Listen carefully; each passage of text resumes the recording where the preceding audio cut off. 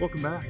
This video is going to walk you through some ideas from a chapter in a book that I wrote called Relativism, A Guide for the Perplexed. It came out a few years ago. I can't remember when this came out, 2010 or something. It's been a while. Let's see, when did this come out? 2008. Dang, almost 20 years ago. Maybe it'll be more than 20 years by the time you're watching this video. So, relativism seems to me still to be quite de rigueur. It's the air we breathe. It's the thing that's always unquestioned. Whether or not we're beyond a relativistic age, I'm not sure. I doubt if I'll live to see the day where nobody's a relativist about anything anymore. Maybe you will. But, this chapter that I want to walk you through a couple arguments from is called Aesthetic Relativism. So this is going to be a little discussion about relativism regarding beauty. And one of the things I've noticed among my students over the years, even at, roughly fairly conservative Christian students, is that they might reject relativism at the epistemic level, or the moral level, or the religious level. But they're still a little wobbly about aesthetic relativism. And so I feel like that if I can successfully get a student, or you, dear listener, dear viewer, to not be an aesthetic relativist by the time I'm done teaching them philosophy, I can go in peace. I can pass away in peace. So, aesthetic relativism. So let me give you a brief introduction. Maybe this will just be a brief introduction, and then we'll look at arguments for it. So, the phrase, beauty is in the eye of the beholder. Maybe you've heard that before. I had a student class stop, and I asked them if they understood this, and what I meant by this, and they said, no. I said, what part do you don't understand? And they said, what's a beholder? It's kind of it's an antiquated maybe use. A beholder is someone who beholds something. If you don't know what it is to behold something, it means looks or views or sees something. So beauty is an eye of the viewer or the experiencer. Beauty is an eye of the beholder. Now, I have to stop for a moment and say something. This was a quotation attributed by another former student of Dallas Willard's, who said that, passed on to me that Willard once told him regarding the claim, beauty is in the eye of the beholder. Someone asked Dallas that, and Willard responded by saying, yes, if the beholder's eye is beautiful. That's not funny to you yet. Maybe it will be by the end of this video soon. So the phrase beauty is in the eye of the beholder is common enough. You hear that a lot with works of art. Some people like classical paintings of Michelangelo. Some people like Impressionism of Monet. Some people like abstract paintings of Pollock. If you don't know who Pollock, Michelangelo, and Monet are, just go watch some YouTube videos on that. I'm sure you'll find some very interesting ones. With music, for example, some people like Gregorian chant. Other people like Bach. Still others like Metallica. My 1980s Hessian friends. If you know what Hessians are from the 80s, you're among the blessed. So some people like Bach, chant, Gregorian chant, and Metallica. With human beings, one person finds another person exceedingly beautiful, while someone else thinks that same person is average looking, or mid, or ugly. There's so much diversity of taste in the realm of aesthetics of what people believe is ugly or beautiful. It seems to imply that being beautiful, or beauty itself, is simply relative to a person's own preference or desire. So this fact of diversity of taste is analogous to the descriptive moral relativism that I cover elsewhere in the book. Descriptive moral relativism is usually done in the discipline of anthropology, where anthropologists, look at different cultures and say, look, there's this view, there's this practice, that practice, that practice. There's all these descriptions of how different cultures do different things. Even the mundane level. Here in the U.S., you drive on the right-hand side of the road. Do I drive on the right? Drive on the right-hand side of the road. I forget which country I'm in. But when I drove in Fiji and Australia and New Zealand and even the U.S. Virgin Islands, that was really weird because they were right-hand drive cars, but you drove on the left. It was really weird. Or the UK or wherever. So you pick your country, and different countries drive on different sides of the road. Right? It's kind of descriptive relativism. But this fact has been called by Nicholas Davy pragmatic aesthetic relativism, which in part simply recognizes the de facto existence of a plurality of modes of appreciation and idioms of truth claim, not only in culture but also between cultures. Okay, so there's kind of de facto plurality of views in aesthetics, right? That's perfectly reasonable observation of the world we live in. However, Davy's pragmatic aesthetic relativism goes beyond the notion of merely describing the differences in the standards of judgment used in both identifying and evaluating works of art. This type of relativism seems to deny the possibility of a universal foundation for all aesthetic judgments. Such a denial could be a version of accepting the no-neutrality conjunct in the description of relativism that I gave in previous chapters. So the no-neutrality, so let me explain this just for a moment. So in this book, Relativism, A Guide for the Perplexed, I rely on my dissertation advisor, Harvey Siegel's, thinking about relativism of having, in relativism in general, having two parts. One is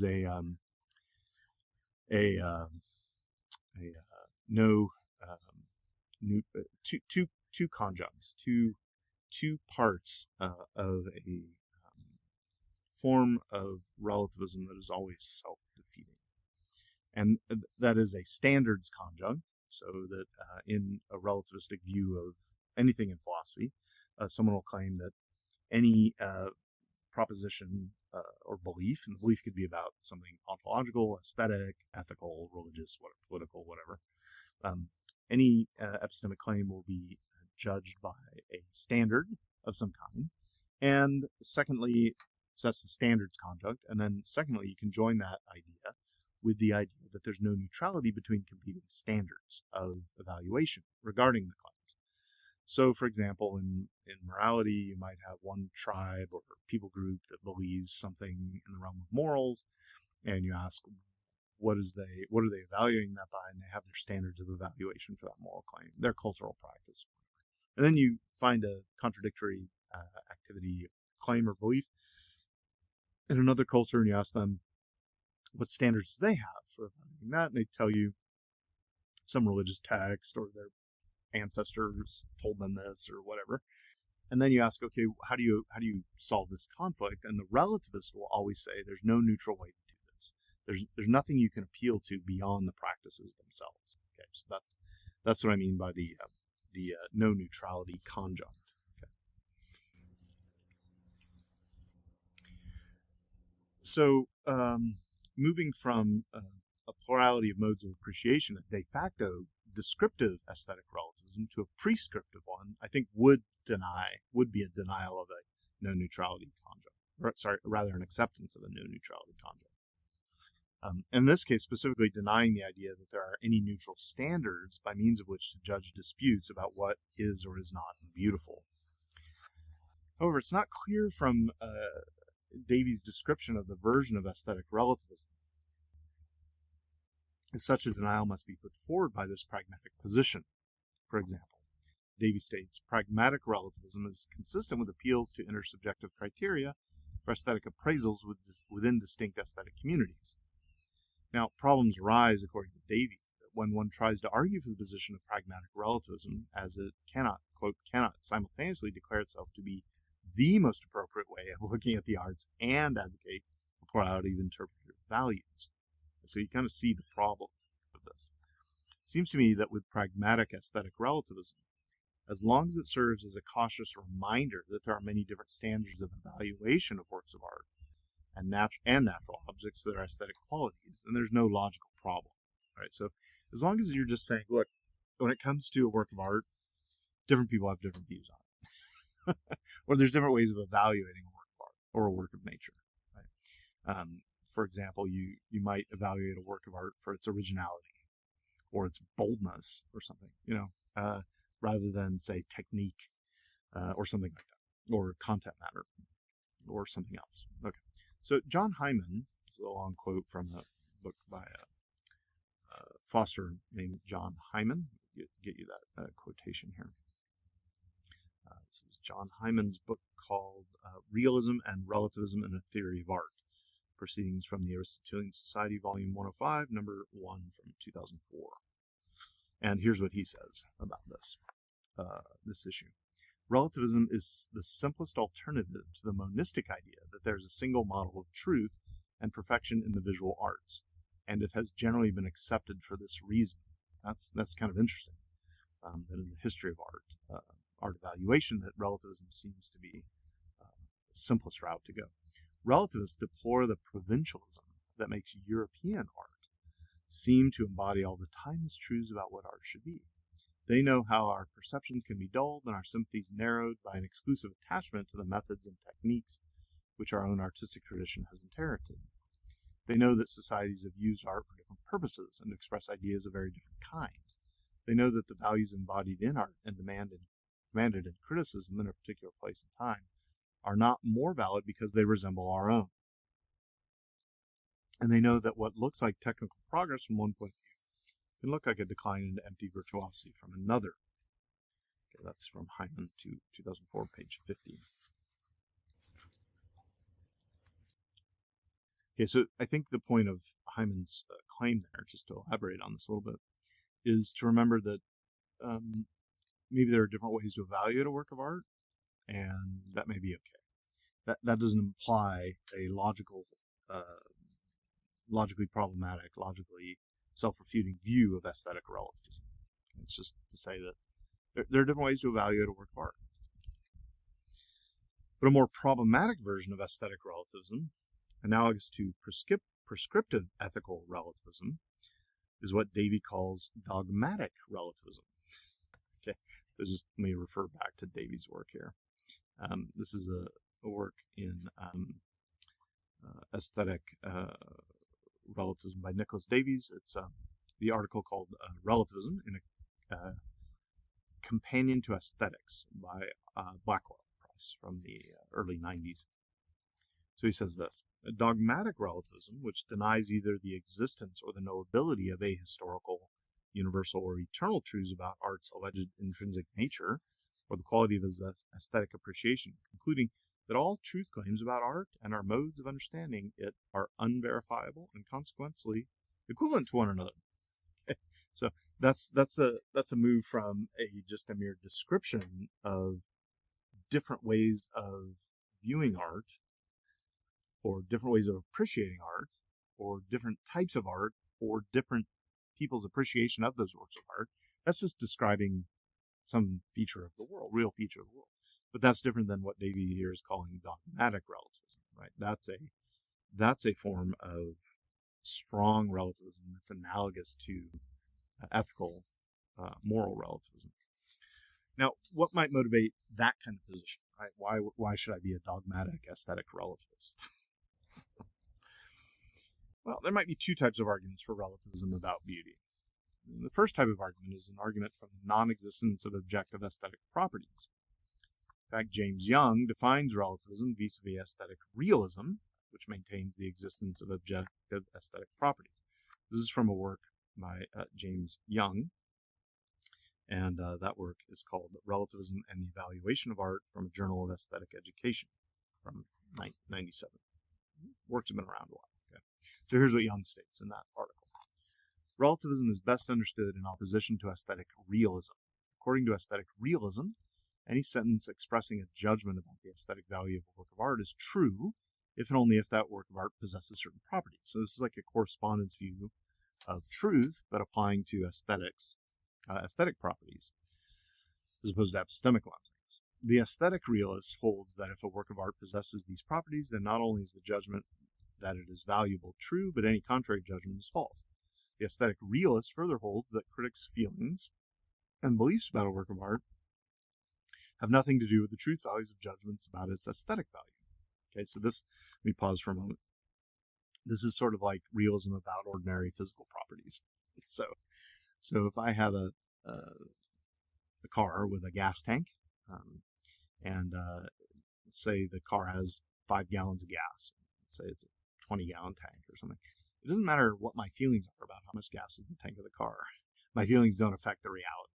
So the aesthetic realist is a realist about aesthetic qualities, just like a gas in the tank realist is a realist about how much gas is in the tank of the car. Back to Jung's quotation. So aesthetic relativism, contrasted with aesthetic realism, on the other hand, is the view that the truth values of sentences which are express judgments about aesthetic values of artworks are not determined by the objective features of the artworks. Instead, the truth values of such sentences depend, at least in part, on the critics who make the judgments. So if I look at a work of art and I say of it that is hideous, then it's hideous because I say it, or something along those lines. It might be oversimplified. Okay, back to my, that was the end of Jung's quotation. Let me go back to my discussion of this. So this type of argument attempts to show that aesthetic properties like beauty and ugliness aren't really properties in objects. Physical properties, height, weight, volume, are really in objects, but aesthetic properties aren't. They're in the mind of the individual aesthetically evaluating these objects, and thus they are relative to those judgments or evaluations. So this is a aesthetic anti-realism and aesthetic relativism go hand in hand. I don't know if you could separate the two. I got to think about that. But all right, back to the text. In addition to an argument from the subjectivity of aesthetic properties, there's a second type of argument for aesthetic relativism. This is an argument from aesthetic diversity, similar to the same type of argument for ethical relativism. So one, I think this is in James Rachel's work on relativism and ethics, where he just says, look, consider this argument. There's all this diversity of opinion regarding morality, therefore there can't be any right answers about morality. So you could do the same thing with aesthetics. So you conclude aesthetic relativism from a diversity of beliefs about aesthetics. This type of argument tries to move from premises regarding both the amount and the depth of differences in aesthetic preferences and tastes to the conclusion that beauty is nothing more than those preferences. Beauty is relative to taste or preference. So there seems to be an important relationship between these two types of arguments. Okay, so again, you had the diversity argument and the anti-realist argument. Okay. The argument from aesthetic diversity seems to depend on the argument from aesthetic subjectivism. If one cannot demonstrate that aesthetic qualities aren't really in objects, but rather in the subjective feelings of perceivers, then argumentation about whether something is beautiful or not becomes pointless. If there's no real aesthetic qualities, then what's there to argue about? It's like, I don't know. It's like two people arguing about some fictional object. Like how many wrinkles are on a leprechaun's nose? There's no leprechauns. I argue about this. The argumentation about whether something is beautiful or not becomes pointless. We can argue about how tall a building is. Just get out a measuring stick or something. Right? Because height is objective. It's really in a building. For this tree buying, we could argue how tall it is. But we can't argue about whether a building is ugly, because ugliness is in the mind of the perceiver of the building, not in the building. There's no quote-unquote ugly stick that we can use to tell whether a building is ugly, even though I might have been accused of being beaten with the ugly stick. Explains a lot about viewer count. Right? The building's being ugly is relative to your own individual preference. This argument bolsters the argument from aesthetic diversity by helping to explain it. Why are there so many different preferences about beauty? Well, beauty's nothing more than personal taste. Since there are so many different tastes, beauty's relative to those tastes. And that's all there is to it. Okay. Now look, I think each of these arguments is really bad. And the next couple of videos, I think I'll do a couple more videos on this. But we'll look at the argument from subjective aesthetic properties, the subjectivity of aesthetic properties, putative subjective properties, and then we'll look at an argument from aesthetic diversity. And I want to show that both those arguments fail, and you should be an aesthetic realist. All right, thanks for watching. Stay beautiful. Stay psyched, Grom. You.